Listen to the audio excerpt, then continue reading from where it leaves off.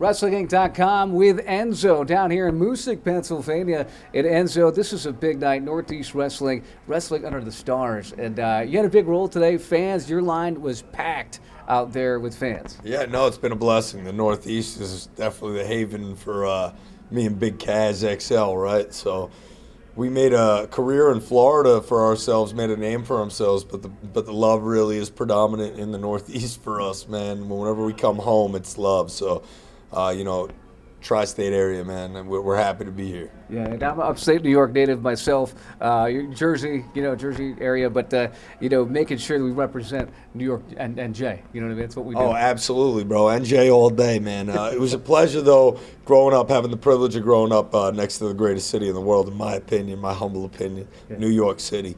Yeah. Bright lights will inspire you, and I grew up looking at them, you know what I mean? And when Sinatra was singing New York, he wasn't in New York, he was looking at it. He was staring it down. Yeah, man. So having a guy on the other side of the East River in Big Cass and Queens, me being on the other side of the Hudson River looking at New York City, that is our city, whether you're from North Jersey or, you're from Brooklyn or Albany, New York, a lot of people call that their city, and Connecticut the same. So having a pleasure working with Mike Lombardi, who is the promoter here for NEW Wrestling. Shout out, Mike. I've never had that kind of freedom in this business. 6 years under the WWE umbrella was a blessing, a huge blessing, because I learned how to do things the right way and didn't have much of a choice in the matter. Now that I see some of the greatest wrestlers in the world, like Kaz XL and John Moxley getting in the ring and kind of just working things out there with no guidelines, no rules, just doing what they want to do and what they're great at. It's easy to see why someone like me would get the itch to try something new like this. All I achieved in the WWE that's behind me was I couldn't even believe that happened to me. You know what I mean? Yeah. Like, it's crazy to think. Wild, Now, I'm not talking about the bad stuff. I'm talking about the good stuff, man. Stuff, yeah. Just pleasure to meet people around the world, millions of people, to shake hands, and that's what I'm about. Just being approachable and saying what's up to people. So it's been cool for us meeting all these fans that were at these WWE shows that are now coming to these NEW shows. And it's the same crossover market, and you just find that wrestling's wrestling, and people love it. So I have a lot I can give to guys that are younger in this business that are trying to learn the ropes, literally. So it's no problem of mine, and it's a pleasure of mine to help when I can. Yeah, and certainly you have it in passing down important knowledge to everybody. And I got to say this, you guys are probably busier than ever. You guys are booked everywhere. Like I said, your line was packed. The fans loved it. The autographs, the pictures out there. Talk about the schedule now. What's cooking now for Enzo and Kaz? Yeah, man, we've had such a crazy whirlwind of events over the past year or so of our lives to kind of rekindle a friendship, get back together, become business partners, best friends, and hit the road again, bro. It's like, it's that Woody Nelson song, dude, On the Road Again. That's our great song. Yeah, man, it's a great song. We were actually listening to it on the way here, and we're like, man, this is us, right?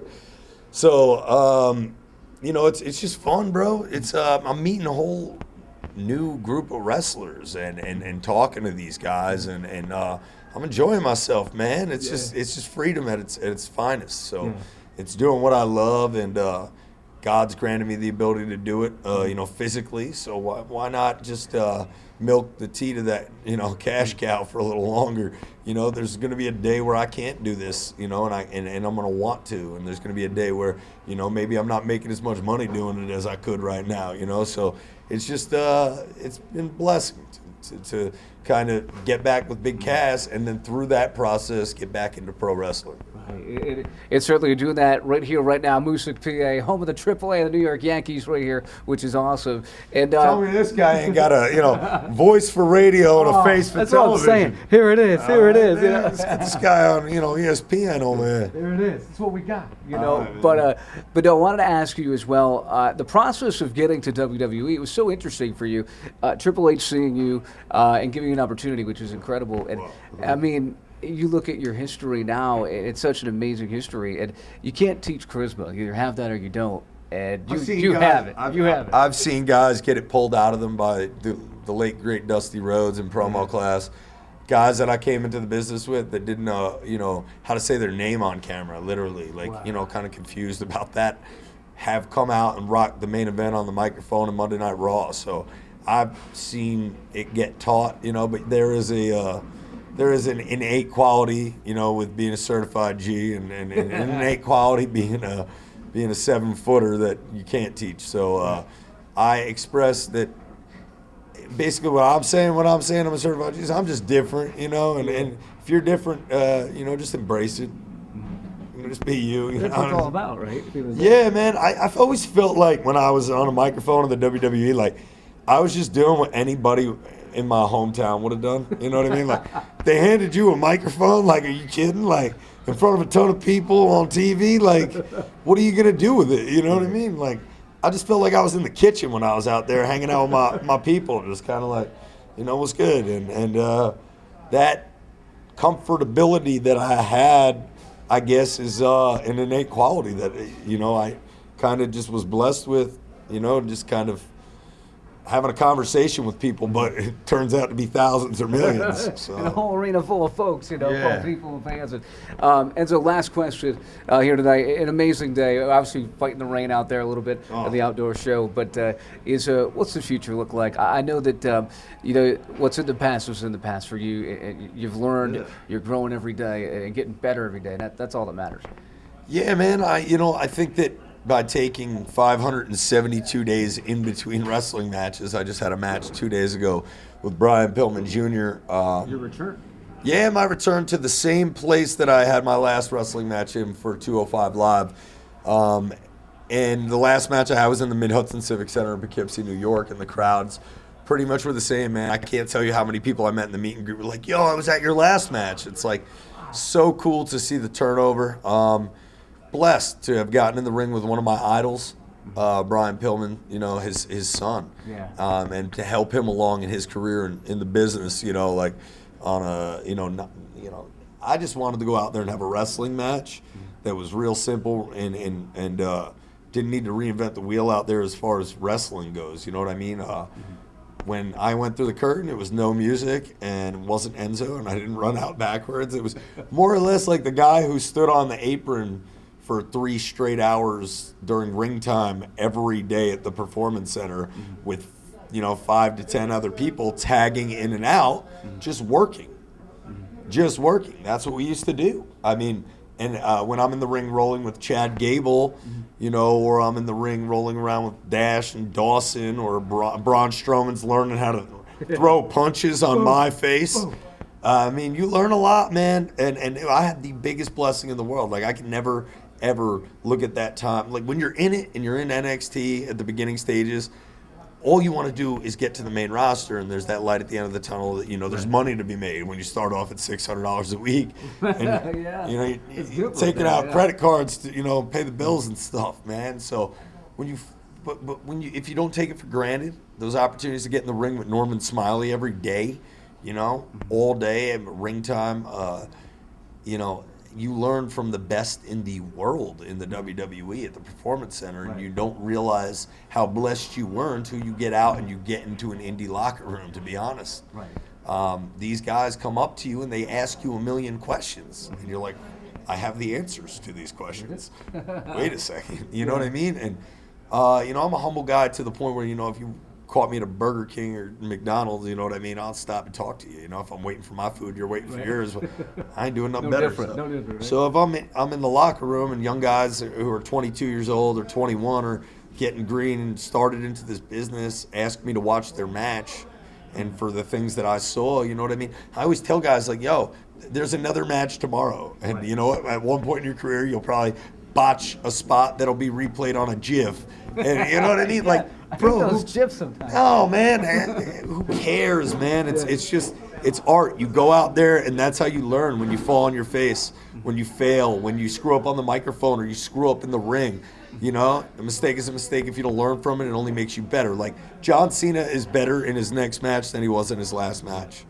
It's just the way it is, man. And the more matches you have, the better you're gonna get. I was blessed to have the option of being wrestling every weekend, or not having the option. And I didn't realize by having over 1,000 matches in my career in a short time span in 6 years with guys like Bubba Ray and Devon who are calling it to me on the fly. I don't even know what we're going out there and doing. Bubba and Devon are calling it. Let's do it. Then you realize, okay, now I'm leading guys through matches on 205 Live. And I've been in the ring with John Cena calling these matches to me. I'm in the match, and he's calling it to me from the apron, you know? So it's like, you know, it's just you don't even realize it until you get out of it, and then you get in these environments that people have questions that are, you know, answerable. And then there's other stuff, dude, you got to go out there and figure out on your own as a pro, as a wrestler and stuff. So I had the pleasure of working with Brian Pillman Jr. He's great. Yeah, man, he got beat out of him, and he took it like a G, man. He took it like a G. He took it like a damn G. And if you ever wanted to go again, you know, and learn the stuff that where to can't find be, him. you know, learn the stuff that can't be taught, I'll teach you. You know, well, I guess sidebar thing as well. Do you ever see yourself getting back to WWE? Would you love that opportunity to go back? I mean, I could never see myself working a schedule like that anytime soon. I mean, you just never say never with anything. So, like, I just know that absence makes the heart grow fonder. And all is forgiven in time. You know, I find that, you know, and that goes on both sides of the coin, you know, because I work for a company that at a point when I got fired, I was very upset. You know, I felt like I put my best foot forth for 6 years to do Make-A-Wish Foundation stuff, to be a part of so many things that were so gratifying for me, that you would find by looking at a person on camera or something that, hey, that's a good person. And that's why I put a microphone in his hand every single week in front of millions of people, and the lifeblood of the company's in his hand. In that moment, I'm so angered, right? But then you look at it and you understand the significance of the timing of the situation, and you have time to let that burn off. And man, I don't hold any grudges. So do I want to go back there? Absolutely not right now. Absolutely not right now. I think that I am enjoying so much of what I'm doing so quickly in being in these locker rooms and meeting guys that I can't imagine going back to a world where I'm on the road like 300 days, you know, over 250, 80 matches in a year. And not, dude, you're making more money than I would have ever dreamed of in my life. Like, bro, like as a kid, like, remember I got my first video game check and I was like, what the fuck? You know, like, bro. But, you know, you're humbled in that moment, and you'll take whatever they give you. And when there's only one place to go, you're going to take whatever they get. I never asked them for a damn dime or a raise or nothing. I was just, but at the end of the day, man, you got to look at the old school booking of this business and how money is made, and it's been better to be you know, aware than be humble if you want to make money in pro wrestling. And I'm humbled to be in locker rooms with guys who want to get to know, you know, the business and learn from me. I mean, that's to me mind blowing. But I realized, holy shit, I have a lot to offer. I went to the Harvard of pro wrestling, and I had a microphone in my hand every freaking night, and I had to wrestle every night on top of that microphone. And there's a lot of guys that don't get the opportunity to do that. So just being blessed with the opportunity, it's only right that I get back to the business. Yeah, and obviously you talk about the passion and the pride of the product. And I got my first pro wrestling money ever almost 10 years ago. Pro Wrestling Illustrated magazine for like $40. Wasn't $1 million, but it was like something. You know, it's like, wow, I got to keep this fire Bro, going. I didn't even know what the dirt sheets were until I got signed to the WWE. Right, So, like, right. I was found on YouTube, like you said, kind of thrown into the fire. So I don't talk to nobody on the dirt sheets. I never fed nobody no lines or nothing. I don't know nobody. I don't even read. When I was in the WWE, I never read the comments on Instagram or Twitter or nothing. There's a lot of When you negativity got out there, man. I mean, negativity, positivity. We were dictating thoughts on television that weren't even our own. You know, if I'm reading a script or I'm playing, if I'm Kane and I'm playing a fire-breathing dragon, I mean that's what I'm playing, right? There he is, it's If I'm Kane. Bray Wyatt and I'm playing, you know, Mr. Rogers, you know, and then I'm 1 minute, next minute I'm playing, you know, the Scream character. Dude, you're just out there doing a job, man. And I say to people, you know, there's 8 matches on a card, man. It's a dream to find yourself in a position to be in some of those matches in the biggest, you know, promotion in the world. And if you got your heavyweight title match, your intercontinental title match, you got your women's title match, your tag team title match, cruiserweight title match, that's 5 matches down. Guys are going to miss airplanes. Guys are going to be hurt. Guys are going to be sick. We're going to need a battle royal on that card in case we need a filler. Somebody's going to have to be in that main event if the main event doesn't show up. Right. Then what does that leave us with? 1, maybe 2 matches on the card. Who's going to be in that spot? I'll entertain y'all and hold the microphone, and you don't have to. You don't have to put me in a title match. And we take up that space on the card, and that was one of the coolest things I got to do in the WWE was open up them shows, hype up the crowd, and we didn't have to reinvent the wheel. Big guy, little guy, let's get him in here. Best Enzo moment for me personally. Last quick thing was here at WrestlingInc.com. Thank you for talking with us. This has been awesome. I enjoyed probably not great for the other guys on the roster when you're in the ring and going by one of the 205 roster and just saying what was on your mind. Why wasn't it great for them? That's true. That was really we'll get it back. Timing and genius. See, you got to see. They get it back when I get in the ring with them. I'll say whatever I want on the microphone to you. Everybody wins. But you got to watch Enzo's career because Enzo Amore had a microphone. And he was very generous when the bell went ding, ding, ding. You could hit him with whatever you wanted. Do whatever you want. Let me talk. And I'll let you hit me with the kit and caboodle, and I'll try to make it look as violent as I can for you, pal. Enzo, I just that cruiserweight roast was because the women in the seg before us, I forget who it was, went short in their match, and so we had 4 minutes added to our segment. And they're like, what are we going to do? Because when I got surrounded ringside, I was supposed to hit the ring and Kurt Angle's music hits. Well, Kurt Angle's music never hit because I had 4 extra minutes of time. So I had a contract that said, don't hit me, don't touch me. So they couldn't hit me, so I could say whatever I wanted. They couldn't stop it. And I knew that, so we just went out there and ad-libbed for 4 minutes. And luckily, that's what doing your homework is, man. If I'm on 205 Live, you better believe I wrote promos for each and every one of those guys extensively before I ever got handed a microphone on TV, man. You got to do your homework, man. So when they hand you a microphone every night on TV and you want to be the best at it, I call it ad-libbing just because I don't remember what I wrote until you say something. Right.